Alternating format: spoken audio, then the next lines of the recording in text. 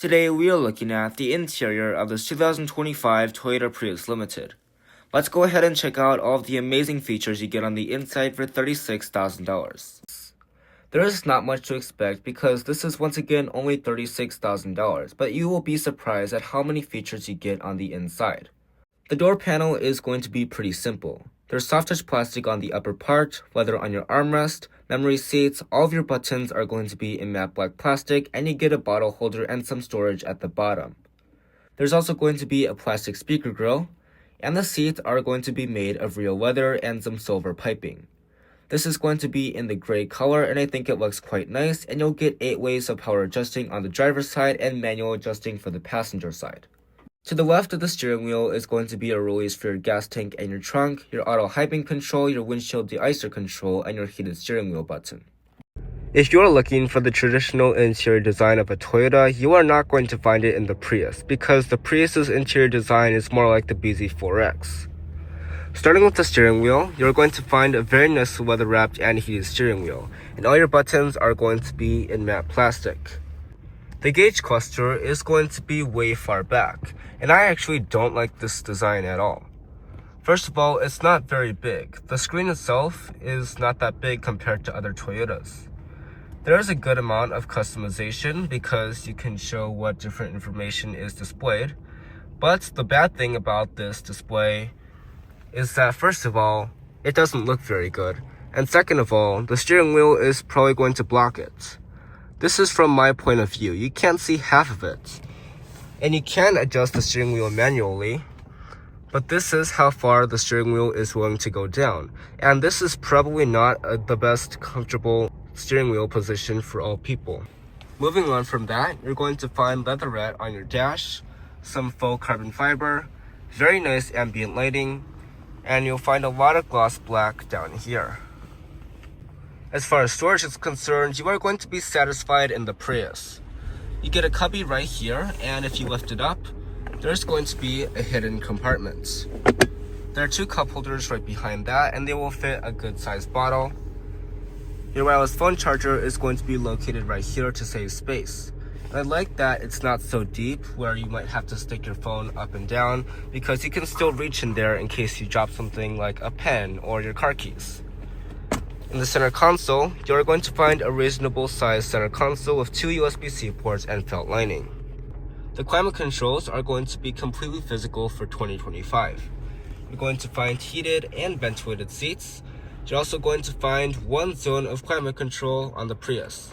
That is kind of disappointing.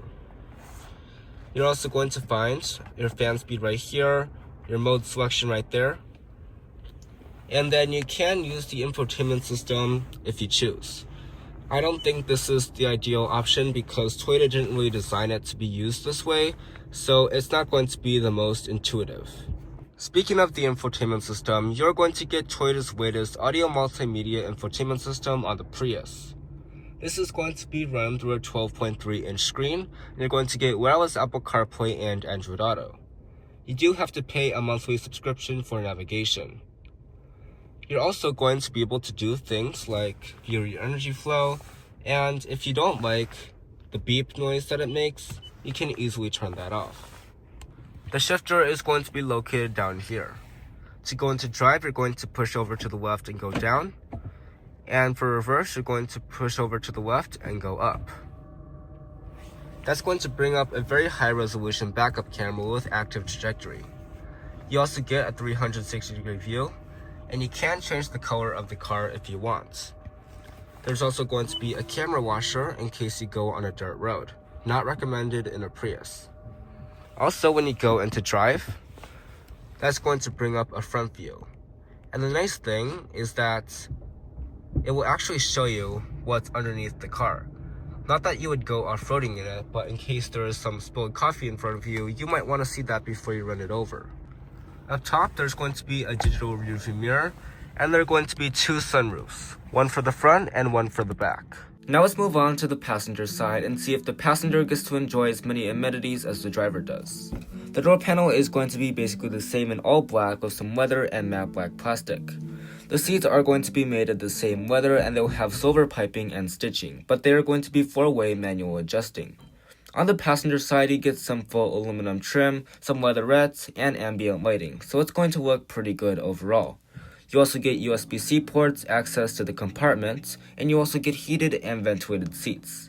In the glove box, there's going to be an adequate amount of space. It doesn't have the shelves like the other Toyota products do, but I think this is going to be enough for most Prius drivers.